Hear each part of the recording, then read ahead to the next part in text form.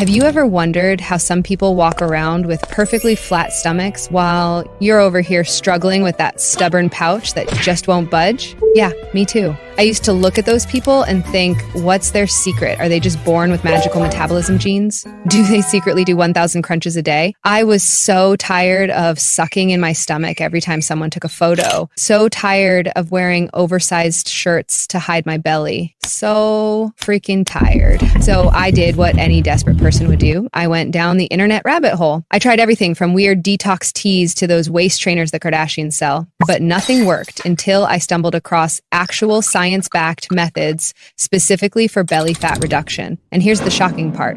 None of them required a gym. Not a single one. Give me the next few minutes from your life. What you learn might just change everything. So let me tell you my little story. Last summer, I ordered my usual size jeans online. When they arrived, I was so excited to wear them. I squeezed into them, did that little jump dance thing we all do to get jeans on. And when I looked in the mirror, the button was hanging on for dear life. And I had this muffin top situation that was not cute. I literally had two options: return the jeans and size up, or figure out how to make them fit. And girl, I loved those jeans. So I decided to lose the belly fat without a gym membership, because let's be real, I'm way too lazy for that commitment. What I discovered changed everything. In just 6 weeks, I lost 3 inches off my waist using science-based methods that specifically target belly fat. I'm about to share 4 simple strategies that require 0 equipment and 0 gym time. And that 4th tip, it's probably the exact reason you still have belly fat right now. Okay, wait, I want you to comment down below, claim in the comments, and I'm not telling you to do this to waste your time. It is scientifically proven that writing something down that you want to achieve can increase the likelihood of you actually achieving them. Okay, first things first, you do not need to eat bland, boring food to lose weight. If you think weight loss means surviving on dry salads and plain chicken, please throw that idea away. Like, actually grab it, crumple it into a ball, and launch it out the window. Here's the real secret: caloric deficit and calorie density.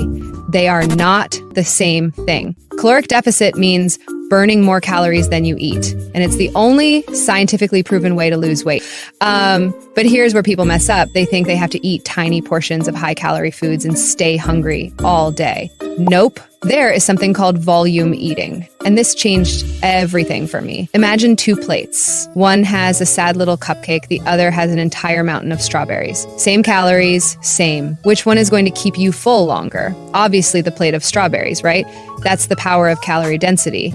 So instead of tiny portions that leave you hungry and questioning your life choices, swap with more satisfying meals that are lower in calories but keep you full longer. More food, fewer calories. Genius, right? I'm not about to tell you to quit your favorite snacks because what's life without a little treat? But understanding calorie density lets you eat smart. Like, instead of having a tiny portion of pasta, you have a giant bowl of zucchini noodles with the same sauce. Your stomach feels just as full, but you've cut like 300 calories. I think you get my point.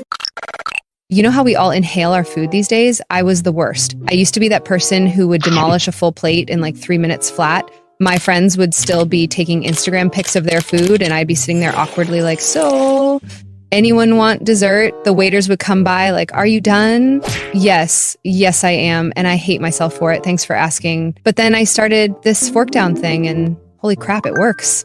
You just take a bite, eat it slowly, take your time, then put the fork down, like physically let it go. I know it sounds ridiculous, but try actually tasting your food for once instead of inhaling it like you're about to go into hibernation. Your brain takes 20 whole minutes to figure out your stomach is full. 20 minutes. That's like watching a whole episode of whatever you're binging right now.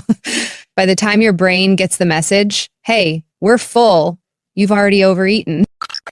The second part of this is just as important. Stop eating when you're about 70 to 80% full. You don't need to be completely stuffed, just comfortably satisfied. There's a whole Japanese concept called harahachi-bu, which means stopping at 80% full. Turns out people in Japan have been onto this for centuries. Meanwhile, the rest of us are out here eating until we physically cannot move. So yeah, slow down, give your stomach a second to catch up. Now let's talk drinks. Everyone is obsessed with lemon water, and honestly, it's not just a trend, but I have an upgraded version that's like lemon water's cooler, hotter, older big sister. You know, Kind of like me, but this one's a little bitter, and I'm obviously the sweeter one. This drink has a kick to it that might make you pull faces at first, but stick with me here. Take some warm water, not hot enough to burn yourself, just cozy warm. Squeeze in some fresh lemon juice, then add a tiny pinch of cayenne pepper. And now for the secret ingredient, a tablespoon of apple cider vinegar. Stir it all together. Yes, it tastes like a science experiment gone wrong. The first time I tried it, I legit thought I'd poisoned myself. But trust me, your metabolism will love you for this. You do not need to go to the gym to lose weight. I would not recommend gym being your primary method of trying to lose weight. Okay, gym memberships are way too expensive nowadays. The gym industry makes billions convincing us we need expensive equipment to lose belly fat. You can literally do a 30-minute home workout while binging that show everyone's talking about. We're not going to the gym, but we are going to move our bodies. The key to targeting belly fat isn't doing endless crunches. It's engaging your deep core muscles that act like an internal corset. So let me show you some exercises you can follow to lose that fat. The first exercise is bicycle crunches. And speaking of bicycles, remember that game we used to play as kids? Lying on the bed, feet pressed against our siblings and just pedaling like we were riding an invisible bicycle? Or was that just me? Because if you did this too, you better tell me in the comments. I need to know. I wasn't the only one out here winning imaginary cycling championships. Yeah, turns out we were low-key working out without even realizing it. And guess what? We're bringing that energy back, just solo this time. And let's be real, bicycle crunches kind of make you look like you know what you're doing, even if you're just trying not to roll off the mat. But don't worry, I'm not about to make you do 100 of these like some military drill. You can start small and increase over time. We'll talk about that later. For now, here's how to do it right. Lie down on your back and keep it flat on the floor. Put your hands behind your head, but don't pull on it. We're using our abs, not our hands. Now, lift your shoulders up just a little so you can feel your stomach muscles working. Bring your legs up like you're making a little table in the air. Now, twist. Stretch one leg out and bring the opposite elbow toward your bent knee. And don't just move your arms, actually lift your shoulder when you twist, or it won't work.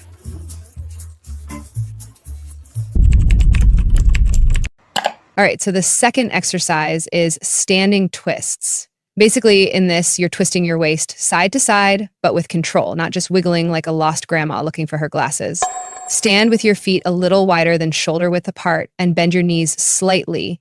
Keep your hips and head facing forward and tighten your core. Now extend your arms straight out to the sides like you're holding an invisible bar behind your back. This keeps your upper body in the right form. Now twist your torso to one side, making sure your whole upper body moves, not just your arms flapping around.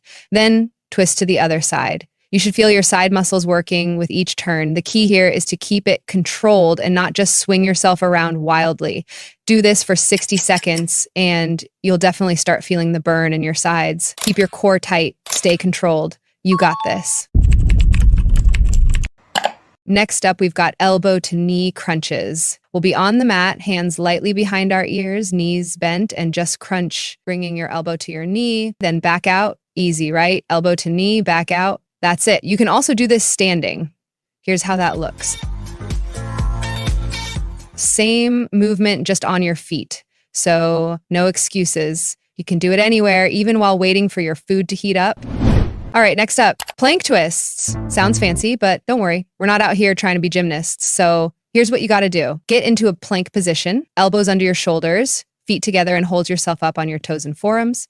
Now engage your core, which is a fancy way of saying suck that tummy in like you're trying to fit into your old jeans. Now, instead of just holding the plank like a statue, you're going to twist your hips side to side, tapping them gently on the floor. And no, we're not just wiggling for fun. This actually targets your waist like crazy.